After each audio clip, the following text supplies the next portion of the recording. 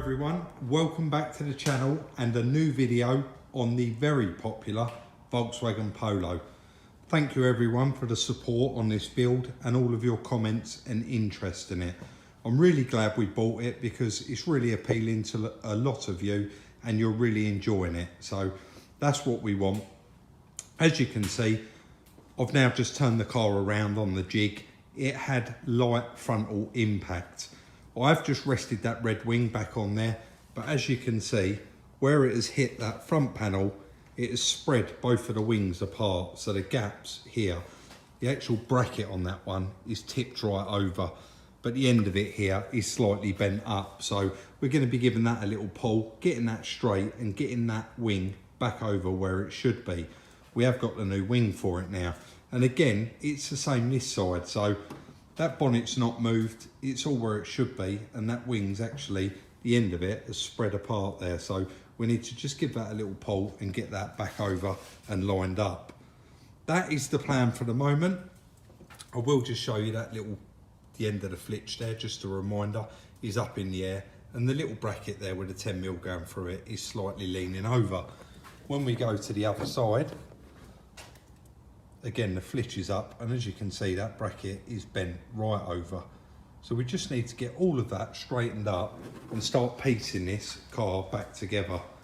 We have got quite a lot of the parts for it now, so we've got plenty to be getting on with.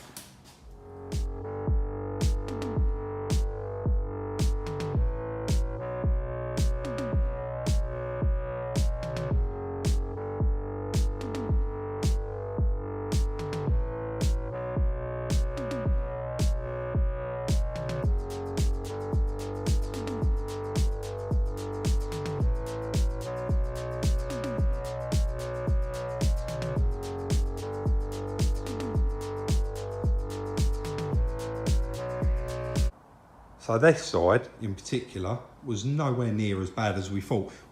Saying that, we knew it wasn't bad anyway, but we've got the clamp out here, which is fantastic because you basically screw this over that, bolt this in, sorry, over the top of that little bent bracket and actually pull off of this with the chain, and it doesn't cause or leave any marks or any damage.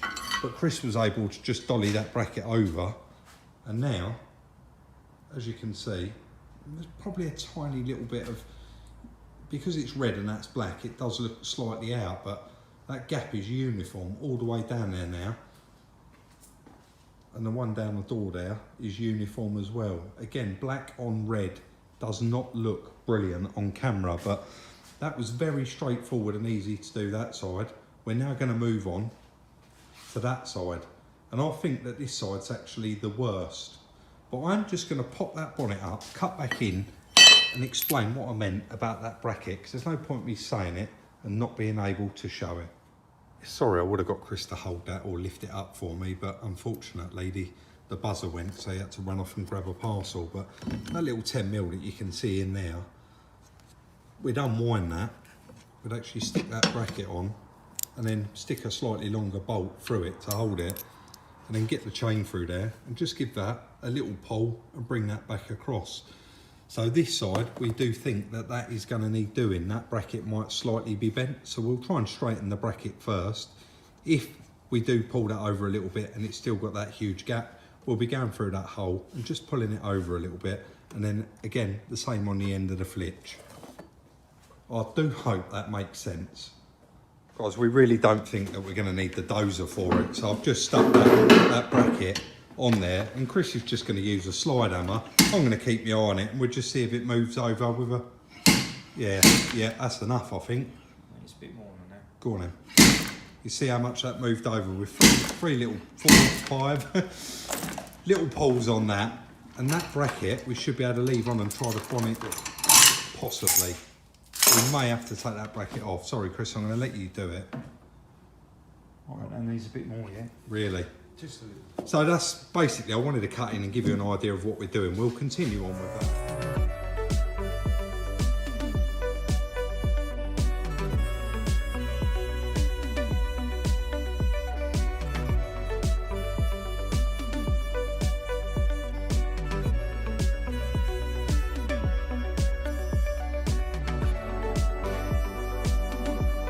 just before we move on to the next bit, which is going to be fitting that fiberglass front panel, I thought it'd be a good time. There were so many comments about the dozer and the jig.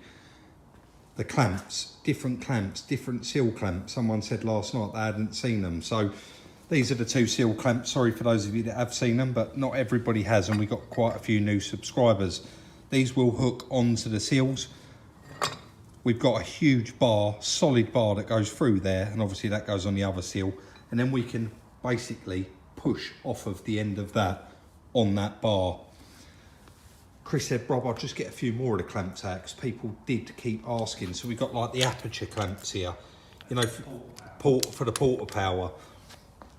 You've got that great big elbow clamp there that I've seen that used a lot, and you have used that more than anything, Chris.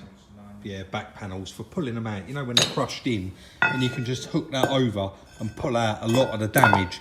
Obviously the slide hammer, we just had a bit of a demo on that. And this one here, this is like big time when a car has had a whack. Quite a lot of you probably guess what that is straight away, but that's actually your suspension turret. So this goes on the top, and then you do that and nut and bolt up with that washer underneath, and that is what you pull them straight with. We've got various other clamps and bits and pieces there. There's one that Chris has modified. He's welded a bolt on that and put a towing eye in it, so that he's got 2 pulls. He's got a pull there and he's got a pull there. Another one that he's made up with the large washer. If there's a bit of damage and you can't get to it, you drill a hole through it. You've got that large washer on the back and he can pull off of that. And you've got your Aperture Clamps here. And I think I went to mention this before and I didn't. I bought a Mini quite a long time ago in 2003, I think, and it was a 51 reg car, very new, and I actually had it at a panel shop, and the bloke could not get the door to fit in the hole. The door had been smacked in, and he just said, I can't do it. I've been on it for 2 days. That's when I brought it over to Chris, and he actually said, well, your door gap's too big, up and down, and he stuck that on it, pulled it down, and he had the door shut in within an hour. So I do hope that you do find that bit interesting. Let's move on and get this front panel fitted.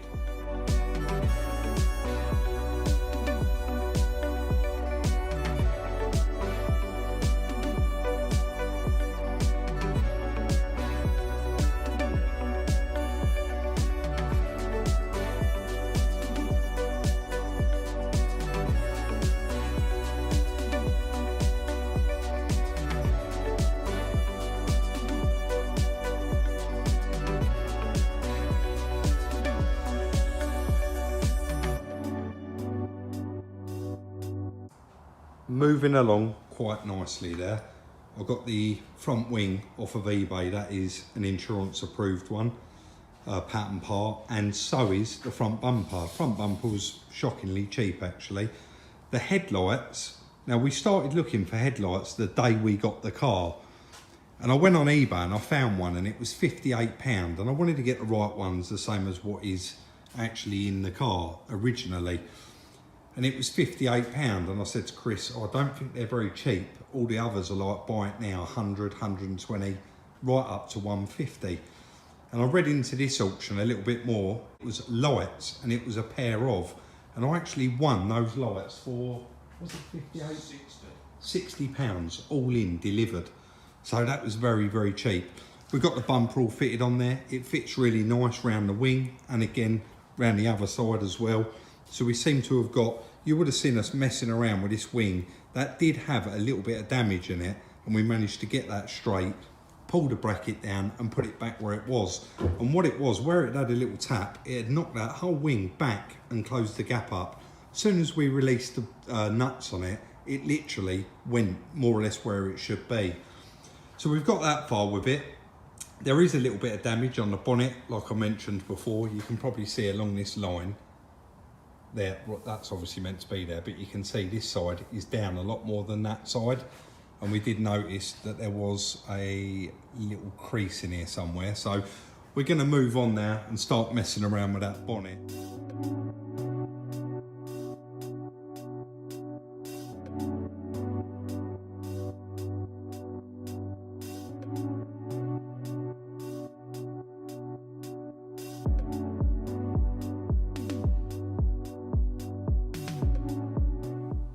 we have got a couple of minutes time lapse in this video, so I didn't want to time lapse us too much messing around with that bonnet.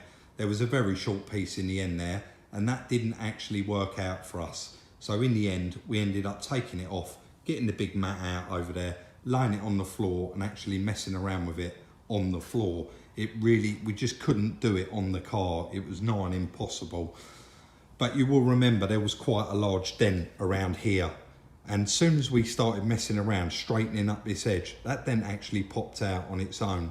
But there was a very small crease about here from one side all the way to the other, but not a crease on the actual skin itself. It was on the framework underneath, and it was actually holding the bonnet at that funny angle. So we had to lay it down on the floor and mess around with it, but it was a bit time consuming. A pattern bonnet for it was about £100 and a genuine one was nearly 400 with a VAT. So we really did want to save that bonnet, and it is quite nice. It's got a couple of very minor marks on it that are going to need a bit of body work. But as you can see now, all of the gaps everywhere are perfect. All the way along that grille, we was trying to get that bang on as well. Probably you've noticed, and I did mention it, this is a insurance approved pattern front bumper. Now it fits absolutely fine, it fits perfect. And they are approved by the insurance company for repair shops to use. So they are good quality. And I know a lot of you that have been following this build will say, Rob, I'm sure you said you was going to reuse the other bumper. It only had a dent in it here. And once we took it off, you can probably see there's a bit in there that pushes in and clips in, and there's another one up here behind the grille. Now, that was actually ripped off on one of them, and one of the grille mounts was as well. And it was probably 4 or 5 hours work trying to repair that bumper, and that one was less than £50. So we went down a route of replacing it. It makes so much more of a nicer job. Moving around this side, as you can see, the gaps are all lovely. And since we released those bolts, it opened that gap up perfect. So we're quite happy with how the front end has come out, and we're happy now that that is repaired, bar the little bit of bodywork. For those of you that haven't watched our videos before, or this is your first time on this car, we have got it on the frame machine, and we've already done the repairs on the back quarter panel. So feel free to go back and check that out. Guys, luckily for us, we have managed to win a couple of cars down at Copart today. We've gone a little bit different to what we normally do, and we've bought a couple of cars that we wouldn't, well, we would buy them, but they're certainly out the category of your home DIYer. So it is a limited audience that would be buying them cars down at Copart today. So we have had a bid on them. We've won one, and we're allowed to have it because we won it for the price it was sold, pure sale. The other one is on approval. We're just waiting to hear back. So another very interesting video on the little Volkswagen Polo. I think I've said it in every video. We've really enjoyed doing it, and I've not done a later shape Polo like that. I know it's not the latest shape, but we haven't had one on the channel, so it's been really nice to do it. That bonnet was a little bit tricky, but of course, in the end, we got there with it, and we are 100% happy with it. I can't wait to see it done, actually. So, Copart, we have, I will elaborate a little bit more on, we bought some more harder hit stuff that we know that the group of people that are buying cars on Copart, it's going to rule out quite a lot of them, because it's not something that you could do at home in your garage or on your driveway. You're going to need some, some heavy equipment to do that. But we was very lucky to win a couple of cars down there, and we've still set up now to win a couple of cars. Now, was it an 09 or a 59? Fiat 59 Fiat 500 Lounge, damaged, sold for £1,800. I've just done a fee calculator. Don't know if that'll show up on there. No, it won't. That comes to £2,199 6p. An 09 reg Lounge, damaged. Me and Chris sold the 11 reg one last week for £1,900 with a year's MOT on it, a V5, and ready to go out the door. So the prices are still up there, and we don't know when that's going to end. But we will just continue on bidding every week on these cars and trying to win them. Like I say, we have won one, so I'm going to have to cut this video there because we do need to go down and pick it up. fingers crossed we do win some more, and of course if we do, you'll be updated because they will be on the channel. The one that they have let us have, I'm quite excited about it. It's very, very strange damage, and I can't wait for you all to see it. So I'm not going to say any more about it. If you do enjoy this video, please do give us a thumbs up. We really do appreciate it, and it shows your appreciation.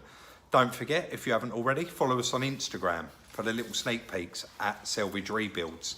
And of course, the one thing that I said that I won't forget, and I'll start saying it at the end of every video, and I forgot already, but I'm going to put it in now.